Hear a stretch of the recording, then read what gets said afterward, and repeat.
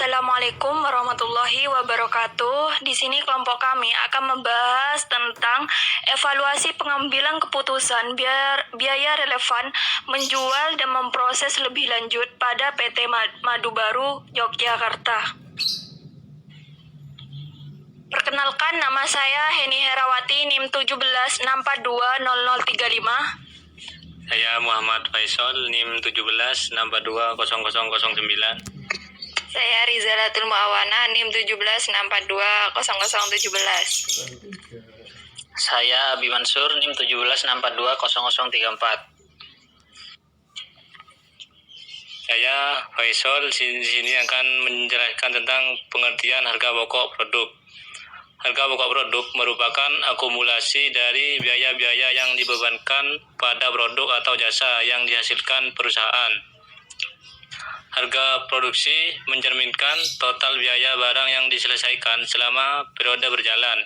Biaya yang hanya dibebankan ke barang yang diselesaikan adalah biaya bahan langsung, tenaga kerja langsung, dan overhead.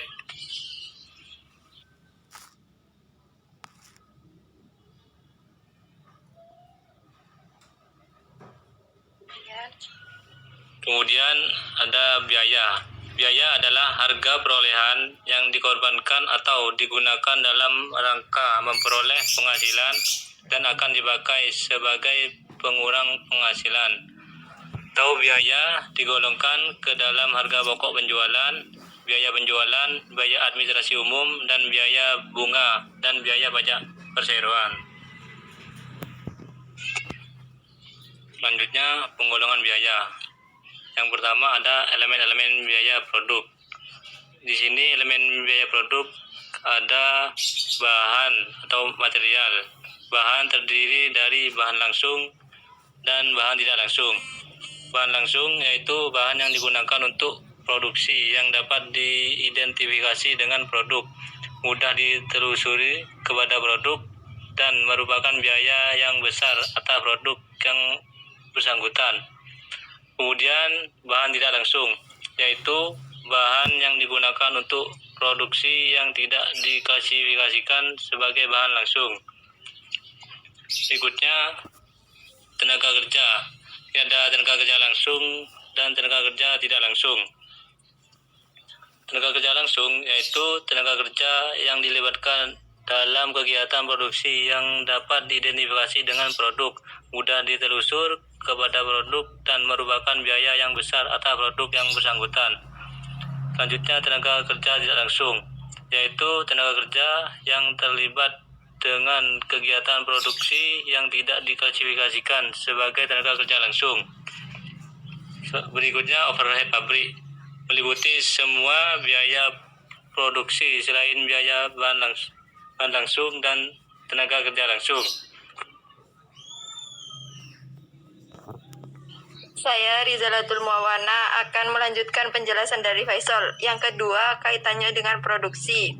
Dibagi menjadi dua, yaitu biaya utama dan biaya konversi. Biaya utama terdiri dari bahan baku langsung dan tenaga kerja langsung. Biaya utama berkaitan langsung dengan proses produksi. Biaya konversi terdiri dari tenaga kerja langsung dan overhead pabrik. Yang ketiga yaitu kaitannya dengan volume. Dibagi menjadi tiga, yaitu biaya variabel dan biaya tetap. Yang ketiga yaitu mixed cost. Biaya variabel adalah biaya yang jumlah totalnya berubah sebanding dengan perubahan volume kegiatan. Contoh biaya variabel adalah biaya bahan baku. Biaya tetap adalah biaya yang jumlah totalnya tetap dan kisaran volume kegiatan tertentu. Contohnya adalah biaya gaji direktur produksi.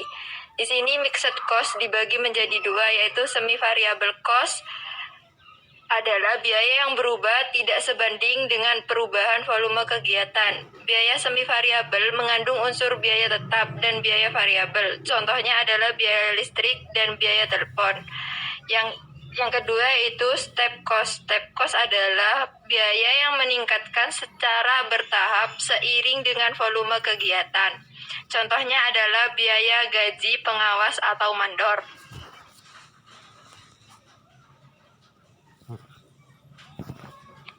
Yang keempat yaitu fungsi pokok dari kegiatan atau aktivitas perusahaan yang dibagi menjadi 4. Yang pertama yaitu biaya produksi, merupakan biaya berhubungan dengan fungsi produksi atau kegiatan pengolahan bahan baku menjadi produk selesai. Yang kedua yaitu biaya pemasaran. Biaya pemasaran merupakan biaya-biaya yang terjadi untuk melaksanakan kegiatan pemasaran produk. Contohnya adalah biaya iklan atau biaya promosi. Yang ketiga yaitu biaya administrasi dan umum. Biaya administrasi dan umum merupakan biaya yang mengkoordinasi kegiatan produksi dan pemasaran produk. Contohnya adalah biaya gaji karyawan, bagian keuangan, akuntansi, personalia, dan bagian hubungan masyarakat. Yang keempat yaitu biaya keuangan. Biaya keuangan adalah semua biaya yang terjadi dalam melaksanakan fungsi keuangan. Contohnya adalah biaya bunga. Selanjutnya penjelasan dari pengambilan keputusan. Pengambilan keputusan baik jangka pendek maupun jangka panjang dapat didefinisikan secara sederhana sebagai proses pemilihan di antara berbagai alternatif tindakan. Tujuan dari pengambilan keputusan strategis adalah untuk memilih strategi alternatif sehingga keunggulan bersaing jangka panjang dapat tercapai. Jadi pengambilan keputusan taktis dapat dikatakan sebagai keputusan jangka pendek tetapi berpengaruh pada jangka panjang. Saya Abi Mansur akan melanjutkan penjelasan dari Rizalatul Mawana. Di sini ada biaya relevan, biaya tidak relevan, dan biaya diferensial. Biaya relevan itu sendiri merupakan biaya masa depan yang berbeda pada masing-masing alternatif. Untuk biaya tidak relevan adalah apabila biaya masa depan terdapat pada lebih dari satu alternatif, maka biaya tersebut tidak memiliki pengaruh terhadap keputusan. Kemudian biaya diferensial merupakan biaya yang berbeda untuk setiap pemilihan keputusan dan oleh karena itu merupakan biaya yang relevan untuk pengambilan keputusan jika biaya tersebut merupakan biaya yang belum terjadi atau future cost. Selanjutnya di sini ada penggunaan biaya relevan sebagai alat pengambilan keputusan. Di sini ada 4, yaitu keputusan membuat atau membeli. Yang kedua, keputusan meneruskan atau menghentikan. Yang ketiga, keputusan pesanan khusus. Yang keempat, keputusan menjual atau memproses lebih lanjut.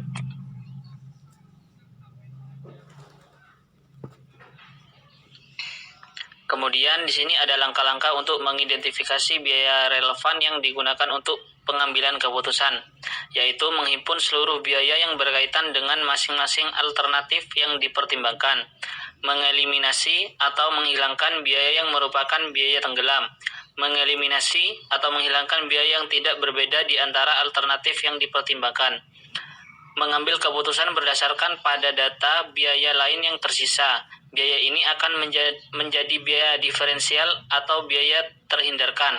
Oleh sebab itu, biaya ini relevan bagi pengambilan keputusan. Saya Heni Herawati. Di sini terdapat contoh kasus pengambilan keputusan yang telah dilakukan perusahaan mengenai keputusan khusus untuk menjual dan memproses lebih lanjut.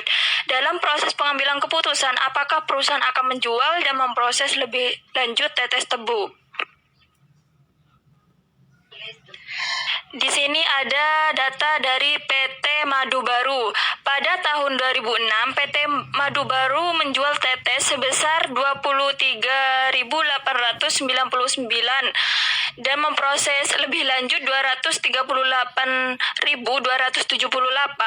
tetes menjadi alkohol atau spiritus sebesar 6.447.400 liter yang terdiri dari alkohol 95% sebanyak 6.044.000 liter dan alkohol teknis sebesar 94% atau spiritus sebanyak 403.400 liter.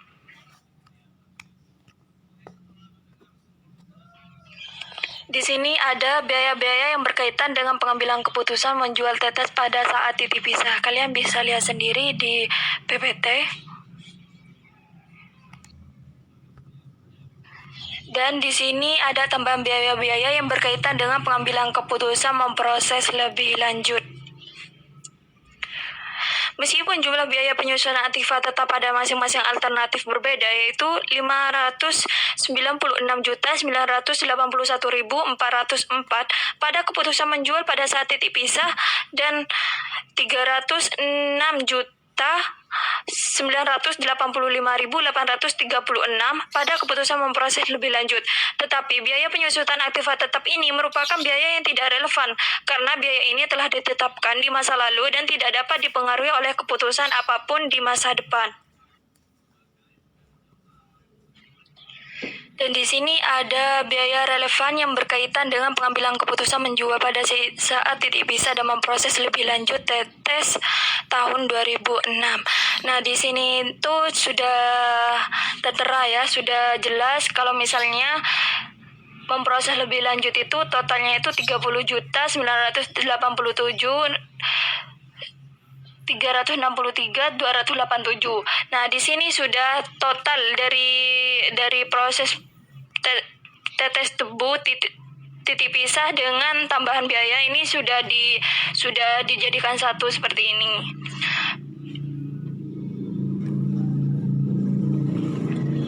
Ini di sini ada perbedaan jumlah pendapatan antara memperoleh lebih lanjut dan menjual pada saat titik pisah.